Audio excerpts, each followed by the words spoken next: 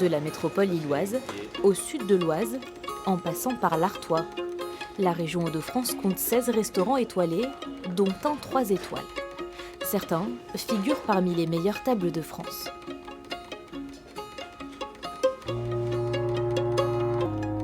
À Armentières, la tradition du vendredi matin pour le chef axonais Nicolas Gauthier, un passage au marché juste en face de son établissement.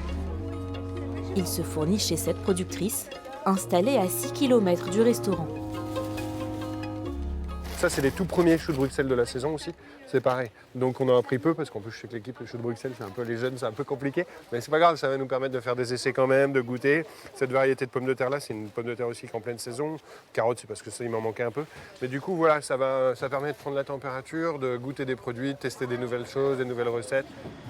Car chaque semaine, le chef élabore un nouveau menu. 2 truites, une sans coriandre, 2 poissons, 2 canettes, 2 pré-desserts, 2 desserts. Une quête perpétuelle d'idées et de renouveau pour proposer à ses clients une dégustation à l'aveugle. C'est excellent, on se régale. Je trouve qu'ici dans la région des Hauts-de-France, on est gâtés à ce niveau-là. Parce qu'il y a beaucoup de choses à tester et puis l'ambiance aussi. Et ce que les chefs arrivent à faire passer à travers leur création, c'est de l'énergie et c'est excellent.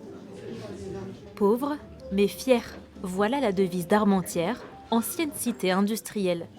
La ville est aujourd'hui en pleine mutation et attire des jeunes cadres, forte de sa proximité avec l'île. Mais fidèle aux valeurs du Nord, le chef veut maintenir un prix juste, accessible.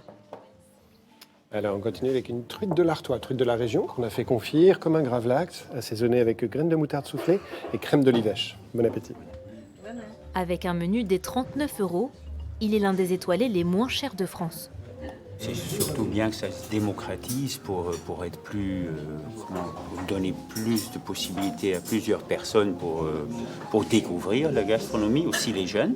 Parce que c'est sûr que la gastronomie actuellement, elle se cible surtout un peu sur les gens qui sont un peu plus âgés parce qu'ils ont plus de moyens. Nous, ça fonctionne comme ça.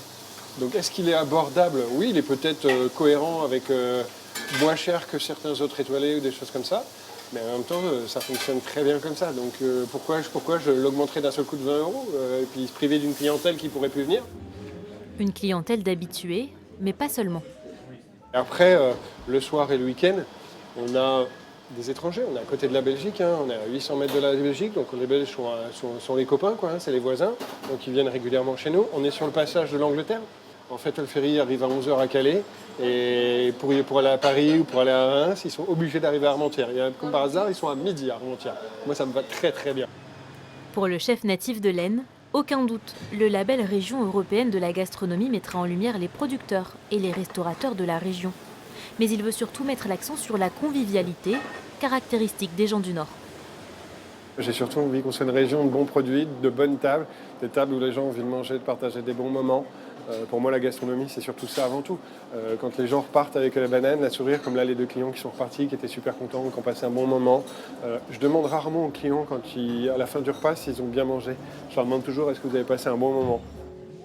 Une recette qui fonctionne et que le chef tentera de reproduire dans un second établissement qui ouvrira ses portes dans l'Aisne dans les prochains mois.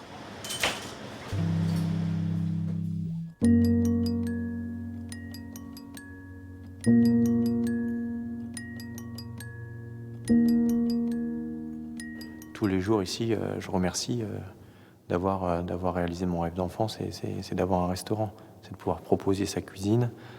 Saint-Jean-en-Bois, c'est un écrin magnifique qui entoure l'auberge. Et dans cet écrin, il y a cette abbatiale qui, moi, depuis le premier jour, m'a aussi poussé à acheter l'auberge. Ça a été un petit peu une révélation aussi.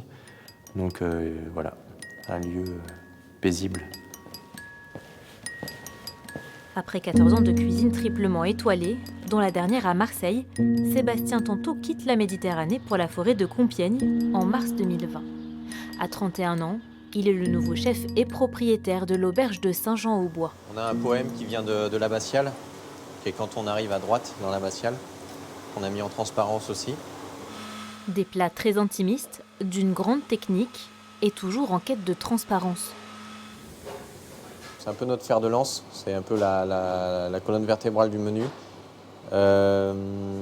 C'est aussi bien dans l'assiette qu'entre nous, le personnel, entre le cuisinier et le client. Maintenant, la clientèle veut quand même savoir d'où viennent les produits, comment c'est fait. Et la transparence, c'est ça aussi, quoi. Un chef sensible, curieux de la mode, de l'art et de son environnement.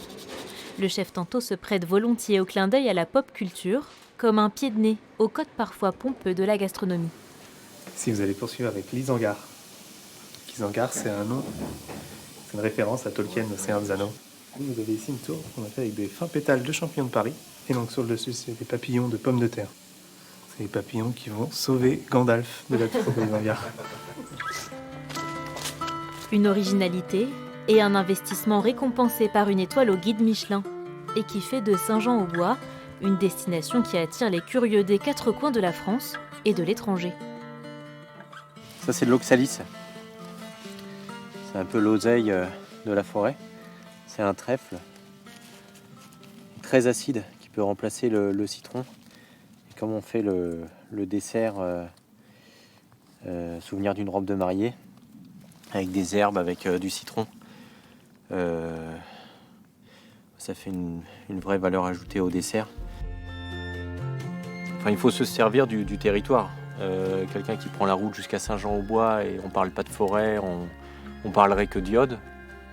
Ça n'aurait pas vraiment de sens.